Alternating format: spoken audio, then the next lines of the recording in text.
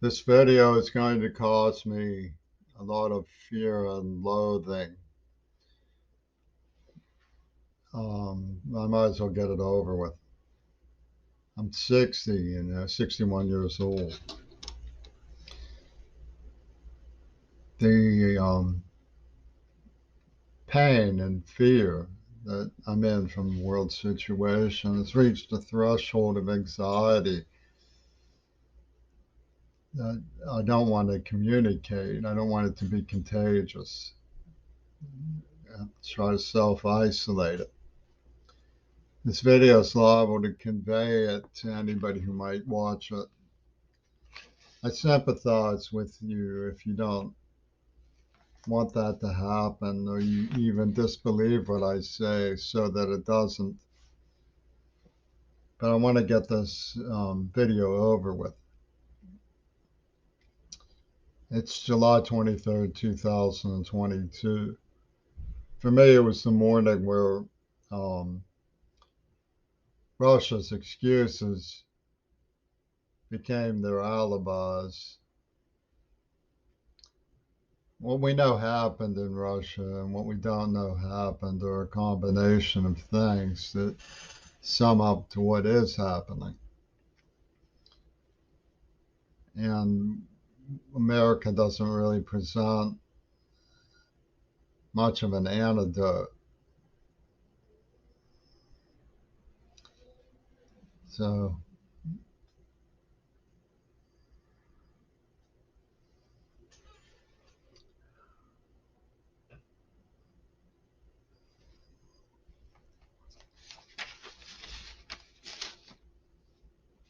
it's a hard video to get off the ground, but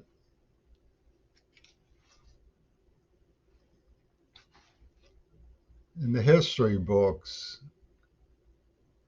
what Russia claims happened is that Yanukovych was denied his rightful place as the president of the Ukraine by a revolution that ousted him. And then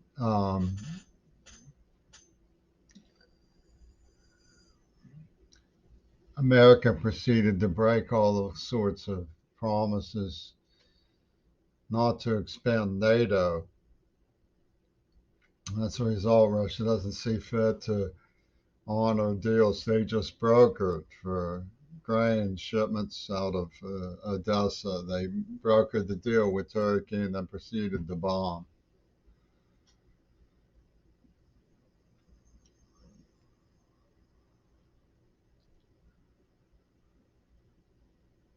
Well, when P.S. Gabriel used me for biolab experimentation, he was using me for scabies and stuff. He said he talked to artists and technologists with an experience part in mind. Of course, I've argued that the evidence shows that's not what really happened.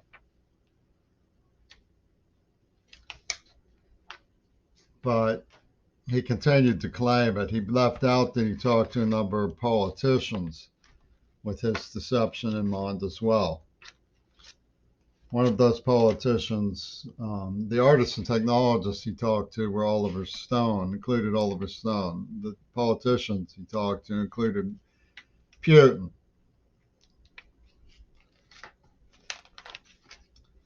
and Trump. And they're using this story of an experienced park as a cover story. Now, I thought that there existed cultural trust in our society where talent and virtue amounted to something. But really, the people in power in the entertainment business are poor talent and virtue.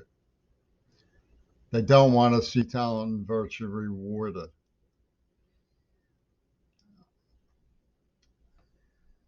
What we're saying with the emergence of the old ways of Europe, the dictators who casually say one thing and do the other.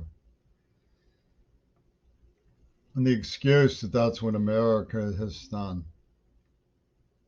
I'm not justifying Iraq and Vietnam. I realize it would be nice if at least one of the great powers could be dependable.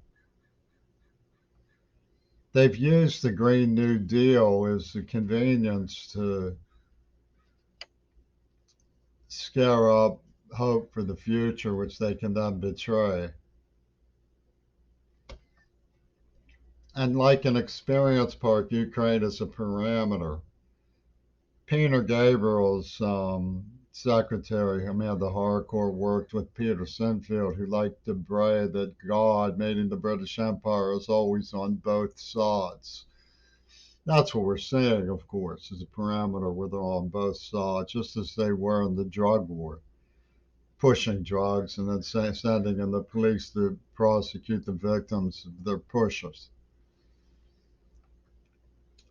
Karma Colucci in East Liberty used to tell a story attributed to Larry Gellermini that if you pulled a fire alarm, fake pulled a fire alarm, it would put something on your hands that the fire chief could shine a light on your hands and it would shine. And that's just the idea of the AIDS attack, obviously. And it's so built into America's system of folklore that people said it was like divine justice. Well, they broke the laws of God, so they got what was coming. And they set up a kangaroo trial. Judge and jury in my head, they said.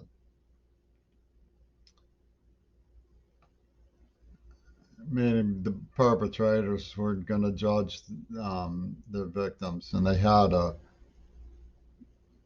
radio head thing, that they blared through the mind of a person they used an implant on. And Microsoft set up home computers not to free us, but to facilitate extermination, to facilitate our extermination. And just as the Kennedy assassination was smothered in the Beatles, they smothered that they had used an implant mind control in their Radiohead weapon. And Nixon used to talk about smothering things in candor. I wonder if he meant condor. Notice the 6 days of condor changed to 3 days of condor back and forth, signifying 63. And it was about a story of a detective who detects this war college index and all of these publications and says something's going on. Marshall McLuhan wrote a book called Understanding Media.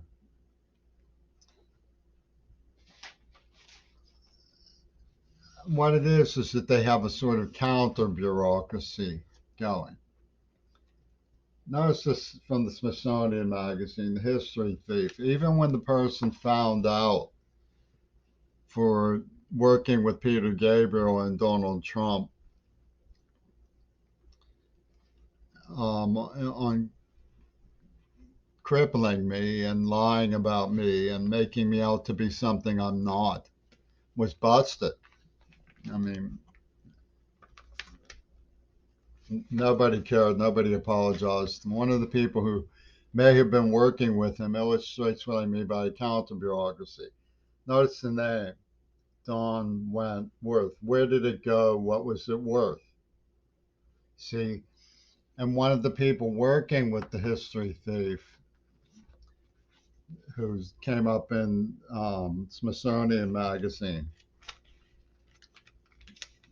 who was stealing from this place where Don Wentworth worked, was a close friend of one of Donald Trump's speechwriters. So these people framed me for armed robbery and then tried to commit an armed robbery of Congress when they were thrown out by popular vote. And in their War College Index, they wanted to make out like there's nothing suspicious. about the names Gay Ill and Les Lie, Gay and Les Alliance. In the alliance, the people who worked with John Schulman in crucifying my name. They have, where I am now, a man named Derek Kilmore. I already, even before COVID, I said Jay Inslee is Jay Lee, Sin Lee, Inslee, Innocent Slay, Sin Lee, like Robert E. Lee and Confederacy Against Sin.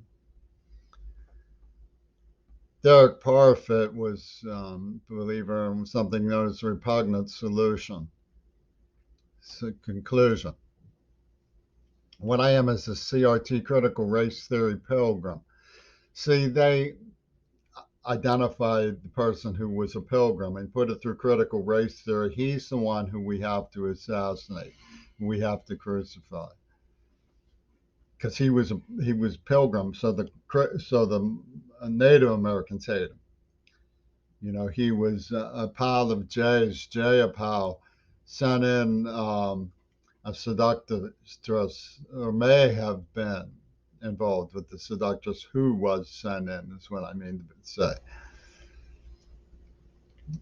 And they have a garbled explanation for it, that like they stalk young girls as merchandise. In other words, the idea of Marxism doesn't really pertain. The idea that you work and then have a background life as a human being, they see the background life as a human being as a form of merchandise. And if the woman loses her virginity, she is damaged goods. This is their garbled explanation for murdering Circe, for stalking Circe Kennedy and then murdering her. Now, of course, we all know women who've gotten remarried who were still valued and precious. His virtue was not just that she wasn't trafficked. You know, there was more to life than just the obsession of critical race theory with confiscation of the virgins. But dependency became ownership in my case. I'm deaf, so I became dependent, so I couldn't break from Schulman's circuit. And if you look at the real allies of Putin, the people like Charles Bronson, the mechanic in Dealey Plaza, these are the real, like, one of the things we know about the dialectics of poison that come up in a case where the power structure is justifying torturing a child under a zero tolerance code. Escalation dominance, the fire alarm, an adult pushed marijuana on a child and the child tried some, nearly fell over. So they got to use it as a vivisection implant because of the zero tolerance. Like, that's a dialectic of poison. And you can't get justice. There's no justice in the United States. It doesn't exist. Yeah, they had the Western psychiatric crowd had Miles Kirshner blowing pot smoke constantly in the face of the person they did this to. And they have a garbled explanation for facilitating extermination that revolves around zero tolerance nostrums. And you can't get justice because, and I could demonstrate that. I've written to disability attorneys, I've written to government officials, I've written to psychiatrists, I've written to human rights coalitions, I've even written to the Kennedys, and they suffered reprisals for writing back to me, and they still don't talk to me about it. Because the Justice Department, it's like a place where there was a story of the Rubik's Cube. Two people tried to patent it, only one got the patent. The Justice Department has the patent for the Rubik's Cube. You're not going up, what Gabriel said about judge and jury in his head proves this. You're not going up against an objective legal system where you present evidence of torture and make a claim. You're going up against the adversary who controls the pattern on the Rubik's Cube. So even if you understand just a little the Rubik's Cube, they know everything about the Rubik's Cube. And so you go up to them and they give you a list of reasons why you're rejected. It doesn't matter how brutally you were tortured, how much evidence there is that you were brutally tortured. And they give a garbled explanation around this theory of zero tolerance.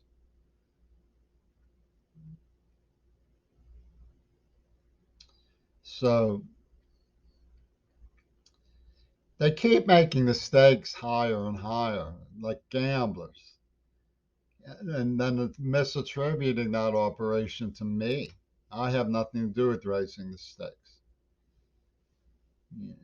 But police services in an empire of crime amount to facilitating garbled explanations, and then even when they're forced to apprehend someone, like they were the history thief, are forced by public honor to hold an inquiry into Donald Trump's attempt to commit armed robbery against the U.S. Congress.